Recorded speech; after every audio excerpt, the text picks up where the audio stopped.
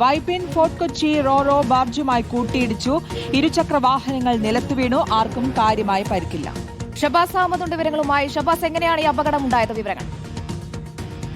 ഇന്ന് രാത്രി 8 മണിയോടെയാണ് ഫോർട്ട് കൊച്ചിയിൽ ഈ ഒരു അപകടം ഉണ്ടാകുന്നത്. ഫോർട്ട് കൊച്ചിയിൽ വൈപ്പിൽ നിന്ന് ഫോർട്ട് കൊച്ചിയിലേക്ക് വരികയായിരുന്ന റോറോയാണ് ബാർജുമായി കൂട്ടിയിടിച്ച് നിരവധി യാത്രക്കാർക്കാണ് നിസാര പരിക്കുകൾ ഏറ്റത്. വൈപ്പിൽ നിന്ന് ഫോർട്ട് കൊച്ചിയിലേക്ക് പോയ സേതുസാഗർ 2 എന്ന റോറോയാണ് ബാർജുമായി കൂട്ടിയിടിച്ചത്. ഇടിയുടെ ആഘാതത്തിലാണ് റോറോയിലെ വാഹനങ്ങൾ മറിഞ്ഞു വീണത്. ബൈക്കുകൾ ശരീരത്തിലേക്ക് മറിഞ്ഞാണ് കൂടുതൽ യാത്രക്കാർക്കും പരിക്കുണ്ടായത്. ഈ ഫോർട്ട് കൊച്ചിയിലേക്ക് എത്തുന്നതിന് തൊട്ട് മുൻപായിരുന്നു അപകടമുണ്ടായത്. ഈ ബാർജിലെ വെളിച്ചം കുറവാണ് അപകടത്തിന് കാരണമെന്നതാണ് ഇപ്പോൾ ഒരു ആരോപണം ഉയർന്നിരിക്കുന്നത്.